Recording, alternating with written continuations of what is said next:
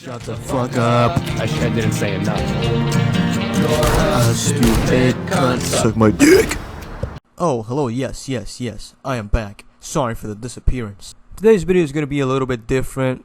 We're going to be talking about the music industry, a very popular topic in the planet right now when it comes to, people our age group.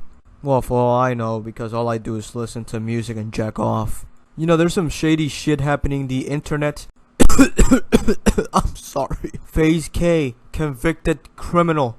That's what happens when you search it up on Google. We are going to be talking about those thieves in our next video, which what am I gonna do with? I don't know, whenever I feel like it. But today we're gonna be talking about the music industry, specifically hip-hop / rap, due to the recent, festival Rolling Loud in Miami, one of the biggest rap festivals there is in this fucking planet. I've always wanted to go there, but seeing this year's, performance, opinions changed. Today we're going to be starting with the good stuff, the good old times. In 2010, the decade started really fucking good for the music industry. For example, the release of Kanye West's My Beautiful Dark Twisted Fantasy. In my opinion, the best album that came out in the decade. Some good old Mr. West. Following up with albums like Take Care, Views from the Six, If You're Reading This Is Too Late by Drake. Some classics here and there. The rise of Kendrick Lamar himself, with album of the year contenders like Good Kid, Mad City and To Pimp a Butterfly. Very exquisite classics. The legendary and controversial discography of Tyler, the Creator. The rise of Travis Scott. And saving best for last, the most important event in the history of the US of fucking A. Peak XXL Freestyles, aka the 2016 XXL freshman class. Times we all wish we could go back to. For example, No Heart by 21 Savage, Culture One by Migos, Playboi Carti's debut album, and then Die Lit, so and so, etc., etc. A time we all were enjoying hip-hop to its maximum. But sadly, now things are a little bit different. Nothing like the 2016, the 2017 XXL freshman Cypher has happened again. Nothing like Finally Rich from Chief Keef has dropped again. It's all just been, a little bit bland in my opinion. And all those things lead to, what is now, 2021, the present. Like I said, the genre has changed a fucking lot, leading to the release of mid-ass fucking effortless projects. For example, that cut right there, that was not me, that was the actual raw XXL video, which already brings very poor editing. My butter to me, ay, my wrist, ay, gotta see, yeah, ay, we all get money, yeah, bitch, we all get money. What the fuck? That shit makes me think that Lil Mosey did a better job in his freestyle back in the day. Is this what the genre has to offer right now? Another occasion with Coi Leray was her Rolling Loud performance a couple days ago. Yeah, SRT no Audi. Diamonds they wet like Dory. Dumping these niggas like Lori. Diamonds they wet like Dory. Yes. Applying the pressure, ain't nobody better way up in the sky. Bitches not on my level.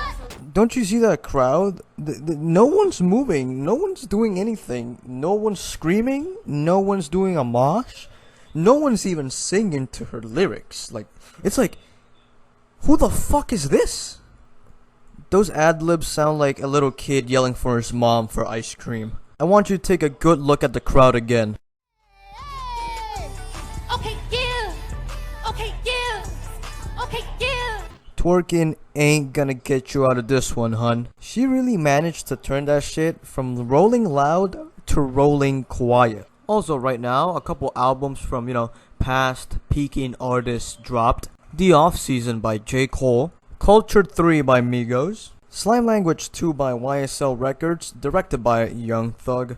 What do all these albums / projects have in common? J. Cole's past albums were amazing. Slime Language 1 was fucking amazing. Culture One was an instant classic, but with these, it just felt mid in my opinion, like a little bit off. Something else that these albums have in common is that no one, absolutely no one is talking about them. They had their traction for the first week or two, but now no one is talking about these albums. All I see from hip hop Twitter is Whole Lotta Red. This shit dropped 7 months ago and people are still talking about it. Call Me If You Get Lost by Tyler the Creator, and The Hype for Donda by Kanye West. Those are the only things that you see that are getting traction. Also, Utopia by Travis Scott. But from the other rappers, you're not seeing anything. Maybe some young boy comments here and there, but I don't know if that's, serious or not. So I'm not gonna talk about that. So this leads me to my final question. I know this is a very, very bold statement, but think about it. With the mediocre performances, the mediocre albums coming out, and zero fan interaction, fans of the genre start getting bored and start exploring different types of music. I used to be a rap only person until last year before COVID struck. I decided to explore a little bit more on music I used to listen to when I was a kid and other types of music that I've never listened to. Thanks to that, I became familiar of R&B, alternative music, went back to a little bit of the classics, even jazz for fuck's sakes, and saving best for last, obviously, something that I used to listen to a lot when I was a kid and I was deeply scared of but still listened to anyway, metal. Starting off with least heavy / mainstream metal like Slipknot and Deftones. God, I love them. Then moving on to a little bit of, heavier categories like death metal and black metal. Example, Death, the best death metal band there is in my opinion. And black metal bands like Darkthrone and Emperor. Right now with my Spotify playlists, my Apple Music playlists, the most things I listen to now are R&B, pop, alternative rock, alternative music, alternative pop, some indie here and there, new metal, black metal, death metal, and heavy metal.